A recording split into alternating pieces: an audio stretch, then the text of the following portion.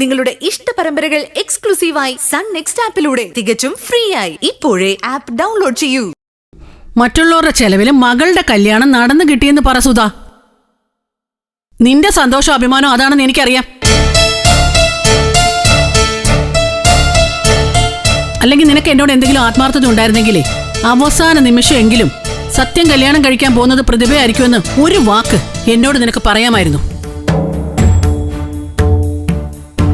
അങ്ങനെ നീ പറഞ്ഞിരുന്നെങ്കിൽ ചിലപ്പോ ഞാൻ തന്നെ അവരുടെ കല്യാണം നടത്തി തരുകയും ചെയ്യായിരുന്നു. അങ്ങനെയാണെങ്കിൽ സുധേട്ടന് എന്നോടൊരു ആത്മാർത്ഥതയില്ലെന്ന് പറയേണ്ടി വരില്ലേ ചേച്ചി? സ്വന്തം മകളുടെ കല്യാണം നടക്കാൻ പോകുന്നേന്ന് ഈ മനുഷ്യൻ അന്ന് എന്നോട് പറഞ്ഞു. എന്റെ മകളുടെ താലികെട്ട് കാണാനുള്ള ഭാഗ്യം എനിക്കുണ്ടായോ?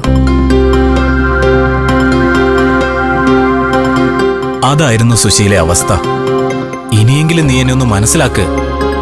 മനസ്സറിഞ്ഞ് ഞാൻ സുശീലയോട് ഒരു തെറ്റും ചെയ്തിട്ടില്ല. നിനക്കും കുടുംബത്തിനും നല്ലത് വരണമെന്നേ ഞാൻ ആഗ്രഹിച്ചിട്ടുള്ളൂ.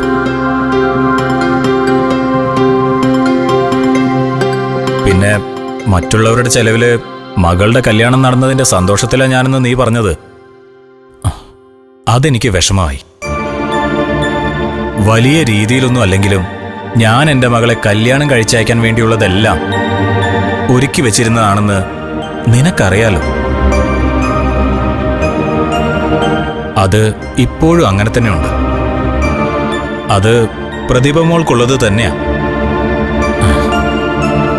ഞങ്ങളത് നിന്നെ ഏൽപ്പിക്കാനും കൂടിയാ ഇപ്പൊ വന്നത്.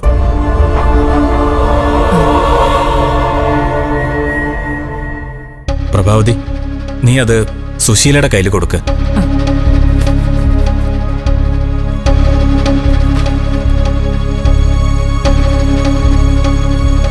ദാ സുശീലേച്ചി, ഞങ്ങള് മോൾക്ക് വേണ്ടി കരുതി വെച്ച 50 പവന്റെ ആഭരണങ്ങൾ ഇതിലുണ്ട്.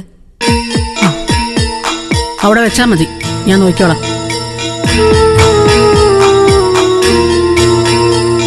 ഇത് മോളുടെ കല്യാണം ഭംഗിയായി നടത്താൻ വെച്ച കാശാ സുശീലെ.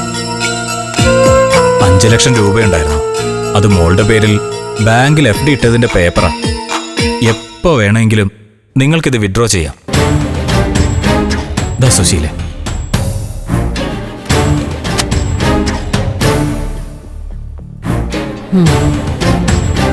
എന്തായാലും നടക്കാനുള്ളത് നടന്നു. ഇനി വെറുപ്പും വൈരാഗ്യം വെച്ച് നടന്നിട്ട് കാര്യമില്ലല്ലോ. കൊള്ളാം. അതെ, ചേച്ചി ഇത് അംഗീകരിച്ചില്ലെങ്കിൽ ഞങ്ങൾക്കും ഞങ്ങളുടെ മകൾക്കും ജീവിതകാലം മുഴുവനും അതൊരു സങ്കടമായിരിക്കും. എടി മോളെ, നിനക്കിപ്പോ സന്തോഷായില്ലേ? സന്തോഷായി.